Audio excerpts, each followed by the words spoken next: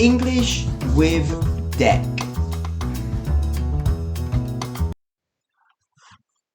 Alright everyone, I hope it's shaping up to be a reasonable day for you, whether it's the morning, whether it's the evening, or even, anything in between.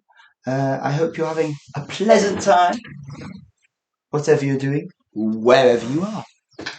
And, today I just wanted to mention about something which is pretty important, So it's about, nothing other than, what do we do after work? Switching off after work can be tricky, to say the least. If you work in an office or on a job site, in other words, out of your house, there is an element of ease in switching off. Of course, though, it depends on the level of complexity to your job and the tasks expected of your job. Plenty of people don't work at home, but they bring their work back home with them. Some people will continue to answer calls, answer emails, etc. throughout the evening. Whether they are expected to or paid to do so is another kettle of fish, but, some people do that. Others will just say, nope, I'm off the clock. I am not doing this email. I am not answering this phone call. And again, then maybe they're not expected to. Maybe their job description doesn't involve that, so they have the flexibility to decline this work, or just ignore the work, for use of a better word. If you work from your home, it can be very tricky to switch off, You do need to enforce boundaries. And if you don't, well, you just become bogged down, swamped. You become, just, for the use of a better word, overwhelmed with the work because you are constantly not switching off. And that is really important, I think having clear times when you start and finish working is so important. Of course, again, as with everything, and we've talked about this so many times before, things happen, life gets in the way, you need to be a little flexible whenever possible. So occasionally, let's say you say, okay, I'm starting at 10 a.m. and I will finish at 7 p.m., with breaks, of course. But let's say something happens, you need to start at 8 a.m. that day. It happens. Just try not to do it the following few days. And having that real concrete start and end time is really helpful. Again, though, it doesn't always happen, and I am case in point with that. My days are really vary. I start early some days, I start later some days, but as on the whole, I do try to sort of have an after work routine. Namely being, switching off after work. And, energy levels after work, well, usually we are pretty drained, we're a bit knackered, we're tired, we're just maybe brain dead, depending on the severity of complexity of your work. And, sometimes we have to just get some stuff done. We have to do some jobs around the house. Other times we can laze around and just put the pajamas on, watch some TV, read a book, whatever. But one thing I have found is it's so important just to be a little productive at the very least. I always try, after work, to make sure I tidy up, so that when I wake up in the morning, I wake up to a reasonably clean house. Of course, that helps my family as well, but as much as that, it is definitely for my own peace of mind and emotional well-being. But yeah. So productivity in the evenings. And, allowing yourself a bit of slack is important.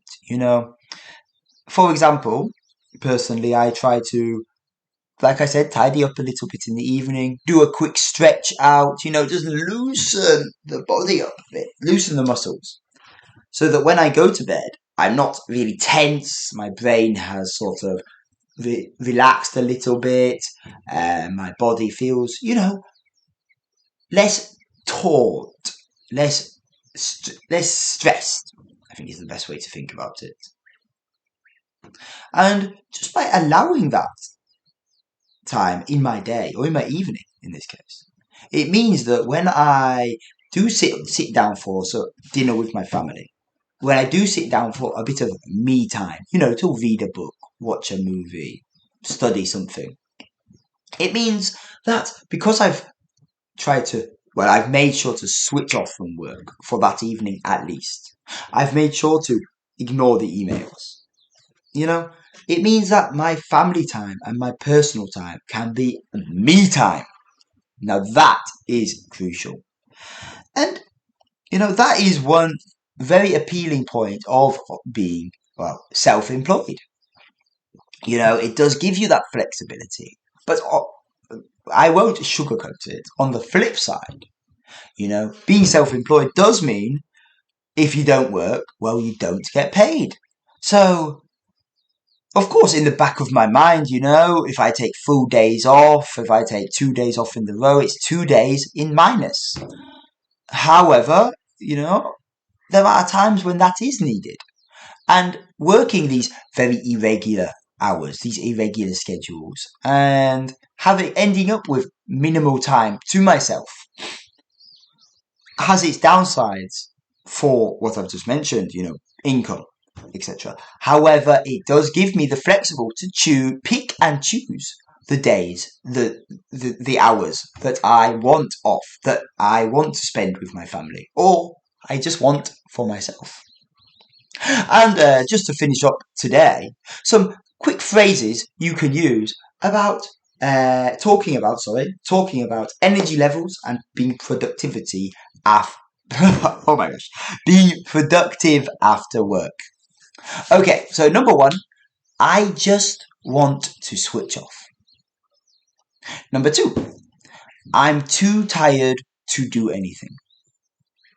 Number three, I usually just chill. That is a great one. That is a really good one. And number four, I try to make the most out of my evenings. Okay, now let's put all four of those phrases into one monologue. A monologue is what people call when someone speaks by themselves for a period of time. So I will just put that into one scenario, let's say. Okay. Okay, I am doing this off the top of my head, by the way. Okay. So, usually on Monday and Wednesday evenings, I just want to switch off because I'm too tired to do anything. The reason being that on those particular evenings, I have had a very chocker schedule. However, on Saturday and Sunday evenings, I usually just chill out. Those are my days when I have fewer classes especially in the evening, and I really allocate some time for myself and my family. I think overall, though, I try to make the most of my evenings by making sure that any free time is dedicated to non-work related activities. Okay, guys. Well, I hope that this episode can be useful to you as well as all the other ones. Now, always remember, if you don't quite understand something, replay it, slow it down, or even speed it up a little bit. Just messing. Speed it up a little bit. Play with the sounds, see what works best for you. Challenge yourself. And absolutely, feel free to check out the YouTube content as well, which has been a little slow recently, but is picking up again. And just on that front, do remember, just leave a review if you have a chance. It is more than appreciated. And feel free to absolutely check out the coffee page. I'm always keen for a coffee. So if you fancy shouting a coffee, very local phrase there in England, I would say, very English sort of phrase. Shouting a coffee means to, well, you pay for the coffee. You can say, shout my lunch. You pay for my lunch. I will shout you a beer. I will pay for your beer. Yeah, if you ever fancy shouting a coffee, ha ha ha, it is also more than appreciated. But at the end of the day, these podcasts are for you guys to refine, improve, and strengthen your English. Okay, guys, for now, it is bye bye. So I will see you in the next one. Bye now.